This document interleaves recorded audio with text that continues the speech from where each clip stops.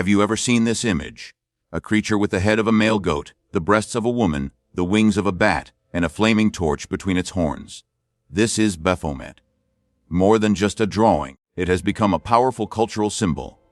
From the pages of 19th century occult books, it has entered cinema, music, and even been cast into bronze by modern religious organizations. It is often associated with secret societies, with Satanism, with secrets that are considered too dangerous to know.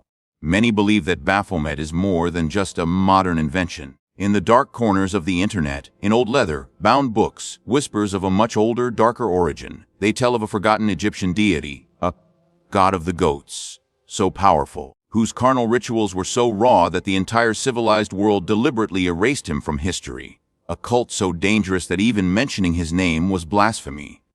Is this true? Is Baphomet just the ghostly remnant of an ancient cult that was extinguished? Normally, when we study history, we start in the past and work our way to the present. But today, we will do the opposite. We will act as historical investigators. The crime scene is the timeline. Our suspect is a demon named Baphomet. But the goal of this investigation is not to convict, but to understand. We will start with this modern myth and take a journey back in time.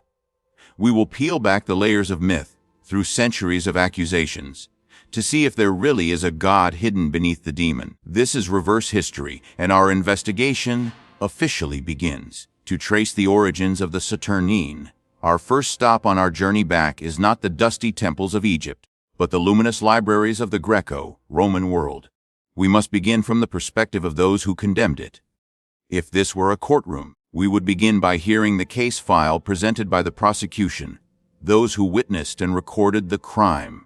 The first and most important witness, Herodotus of Halicarnassus, known as the father of history. Herodotus was a traveler and keen observer of the 5th century BC. His method, known as history investigation, is a combination of what he saw with his own eyes and what he heard.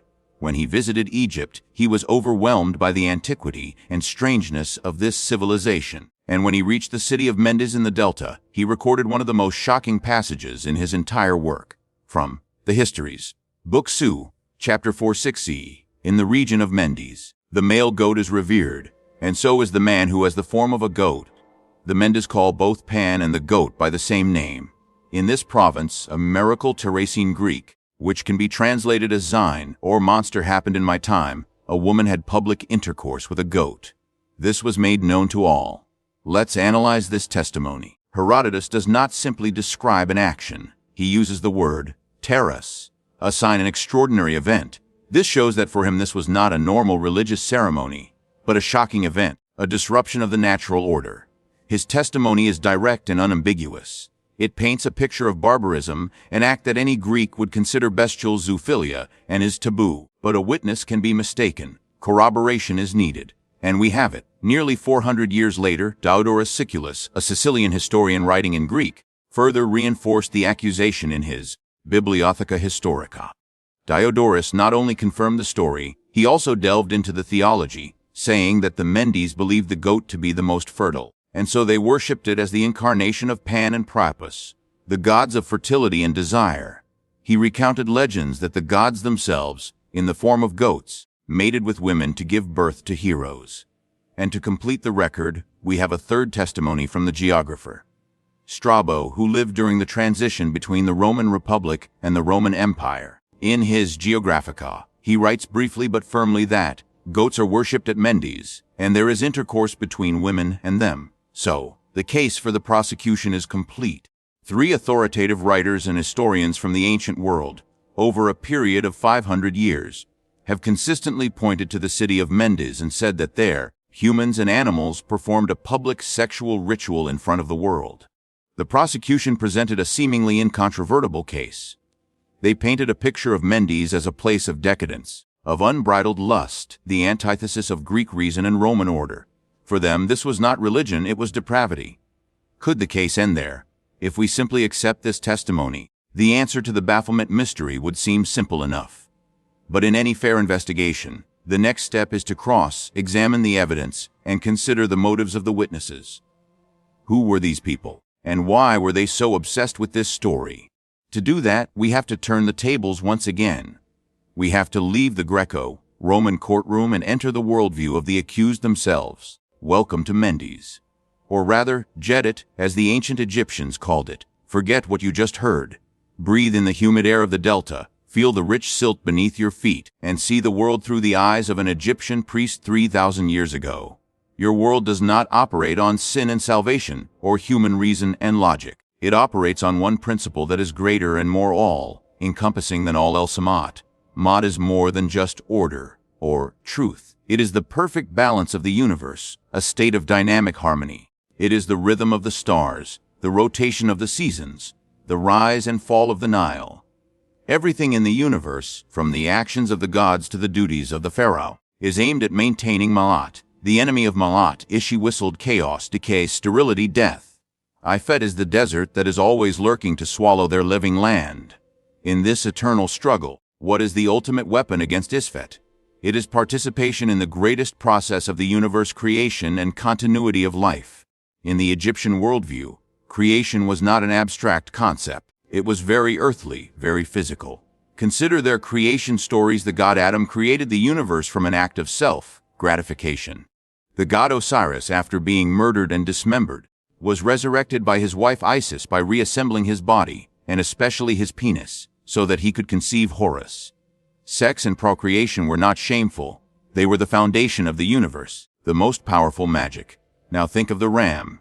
In an agricultural society, no creature more powerfully, clearly, and tirelessly expresses the power of life and reproductive energy. It is the embodiment of fertility, the guarantee of a bountiful harvest, of a fruitful herd, of a continuing lineage.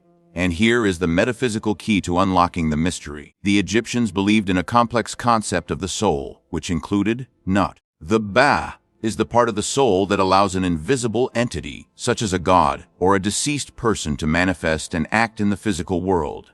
It is often depicted as a bird with a human head. The sheep chosen and raised in the temple at Mendes is no ordinary animal. It is believed to be Dad. Lives of the god is his physical spirit on earth. To care for it, to worship it, is to interact directly with the god. With all this in mind, let's look back at the crime that Herodotus describes.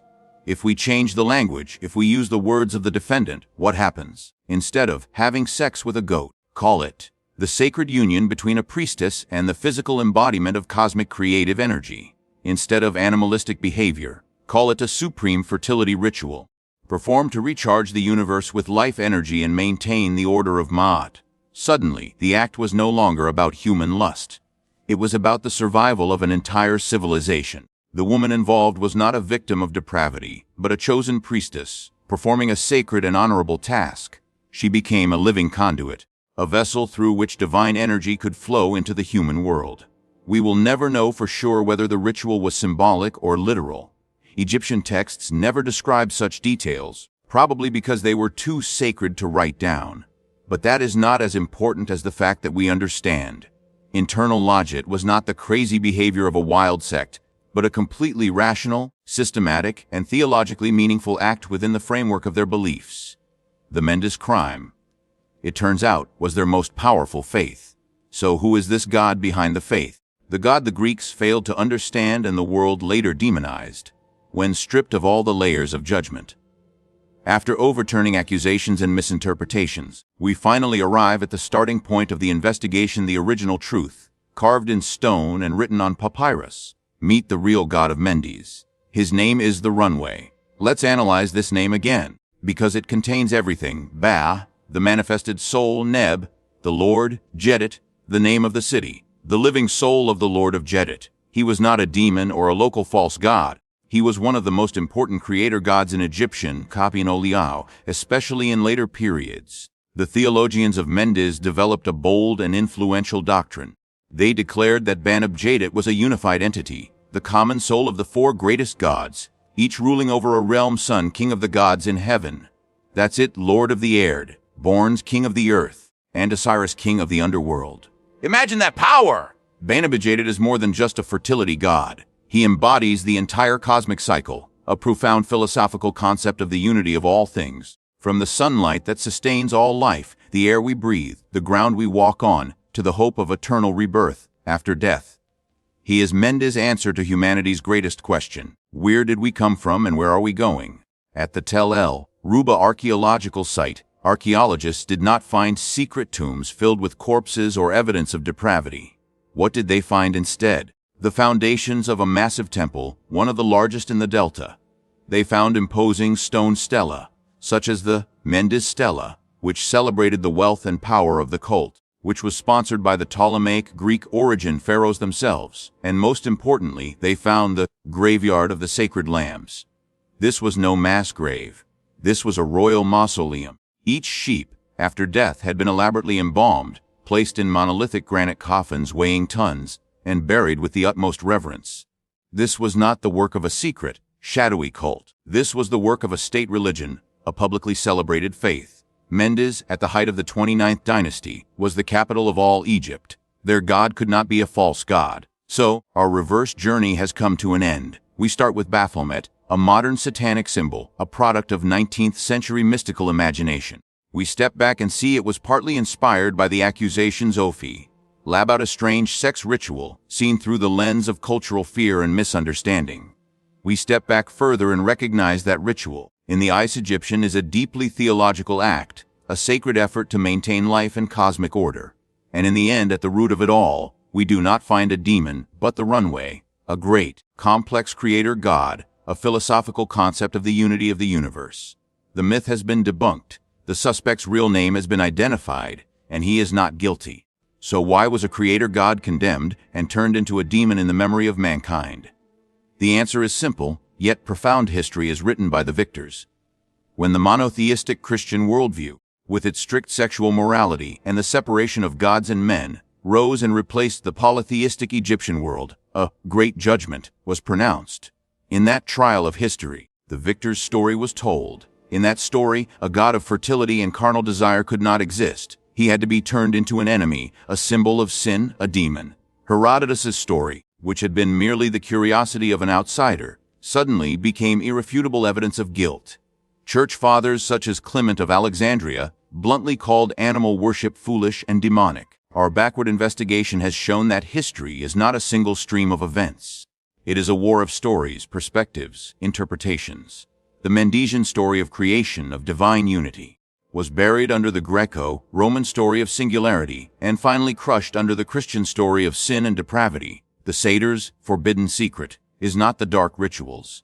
The real secret is that we, as posterity, have too easily believed one version of the story, the most macabre, sensational, and simplistic version, and have forgotten to question, to investigate. The next time you see a symbol, a myth, or a historical truth that seems too obvious, try doing what we did today. Think backwards. Ask who is telling this story. Do they have anything to gain from telling it that way? And most importantly, what is the other side's story? Because historical truth is rarely a straight line. More often, it is a complex, multidimensional circle, waiting to be explored with an open mind and a curious spirit. The ghost of Banebdjedet does not haunt the ruins of the Delta. It haunts our historical imagination, challenging us to look past the demon's form to find the meaning of a god.